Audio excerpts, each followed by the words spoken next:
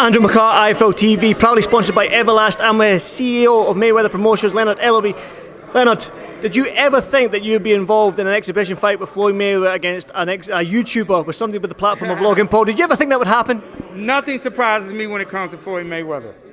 He's the one guy that he thinks outside the box, 365, 24/7.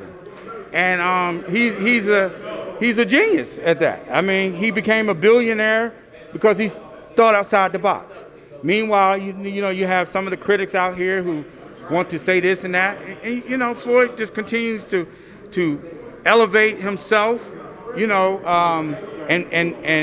as far as an entertainer, and bring the fans the biggest events in the history of this. I mean, but some pure boxing fans, the hardcore boxing fans, will look at Floyd Mayweather, the greatest of our generation, one of the greatest of all time, against a YouTuber with a handful of fights, 2 fights against YouTubers himself. The hardcore boxing fans will look at this and think, why Floyd? I mean, why? In terms of, we know it's entertainment, you said it's entertainment, which is that side of it, but can we expect nothing but a masterclass from Floyd in terms of, we can't let somebody like Logan Paul hurt Floyd the way that Manny Pacquiao and other fighters couldn't? Well, Floyd's 44 years old, and he's living his life, and this is something he wants to do. And there's always risk involved with anything you do. Let's not be mistaken about that. Floyd's legacy is already cemented. Floyd's not trying to be a meme, though. He's not trying to be a meme. Logan Paul's, his whole objective is to turn Floyd Mayweather into a meme. You know what I mean? We're going to see what happens on June the 6th. Entertainment, right? Nothing but entertainment. Talking about Badu Jack against Jean Pascal, the rematch. What a fight! Jack. What more can I say about this guy, man? He's a tremendous champion inside the ring and outside the ring. He leads by example. He's a promoter's dream. I'm just excited to be working with him. Again, on June the 6th, though, he's looking to, I thought in the first fight that he had won the fight. It was a close fight. I thought he had done enough to have his hand raised. But hey, he's been in situations like that, and he's endured through that. His mindset hasn't changed, and he's looking to go in there and finish Pascal off once and for all.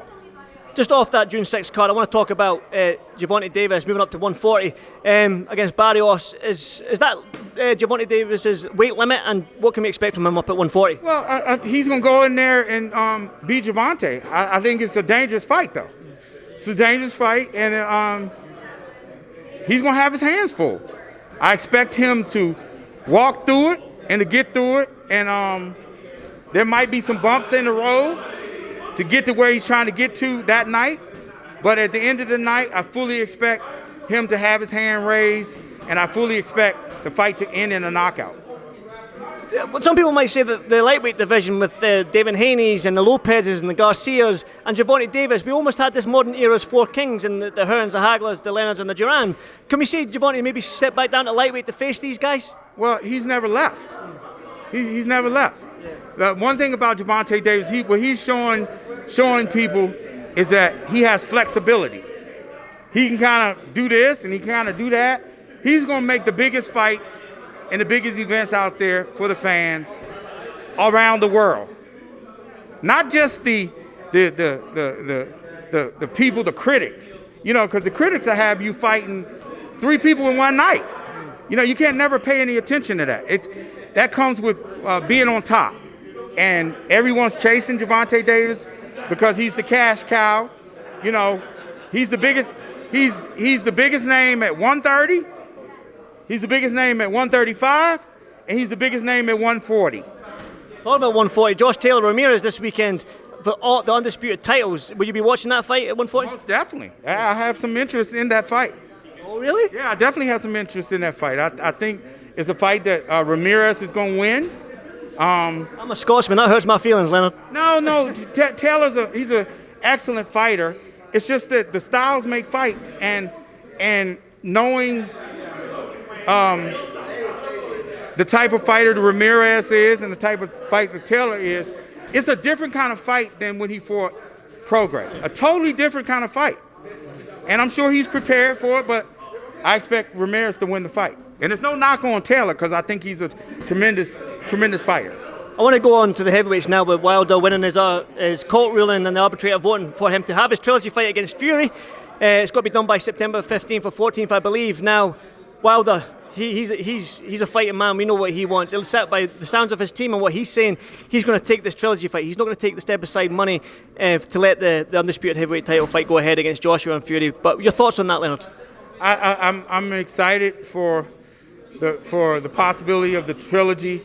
Deontay, he's waited for this process to conclude, and the arbitrator, this is what they rule, and it's what it is. I'm just excited for him.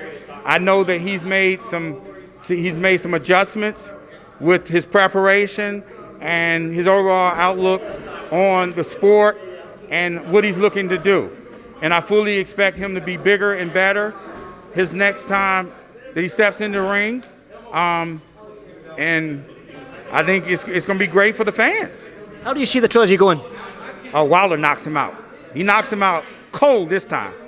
Why did you say that? Because Sugar Hill and them made some adjustments, and they tweaked something. It was a great adjustment. But Wilder can do some things where the advantages are in his favor. But he's got to do it from the start. You know, he don't need to sit back. He definitely don't need to sit back because Fury's a tremendous boxer. He's a tremendous boxer, you know, especially for his size. He's an excellent boxer, full of confidence the whole nine. But I fully expect, from what I know and from I'm privy to a lot of things that most people aren't. There's a whole new Deontay Wilder that they ain't seen. And I fully expect him to implement that when they go. Finally, this is Floyd Mayweather against Logan Paul. Is on Sky's box office back in the UK. Why should the UK boxing fans tune in to watch the legend that is Floyd Mayweather take on Logan Paul? It's the biggest event of 2021. Nothing but excitement and entertainment. You know, we all know what Floyd Mayweather brings to the table. You got Logan Paul, both of the Paul brothers. You know, they're the kings of the internet. And in Logan's case, again, his following and the eyeballs that he brings to the table, it makes this that much of a bigger event. You know, he's going up against the biggest name in our entire sport, even retired. You know, and this is a huge, huge event. And so I'm just really, really excited. We have a tremendous undercard. You know, I'm all set. You know, we got the Hurd fight. He's fighting on Luis Arias. And I think that's a fight that Arias he's set to make the upset, and I fully expect him to pull it off. You know. Obviously, Badou Jack, his rematch against Pascal. Yeah, Badou Jack is going to beat Pascal this time. He's definitely going to beat him. Right, Leonard Ellerbe, thank you so much for doing this for FL TV. Hopefully this is the first of many more interviews, and thank you so much. Thank you. Thank you for having me on. Anytime, Leonard. Thank you.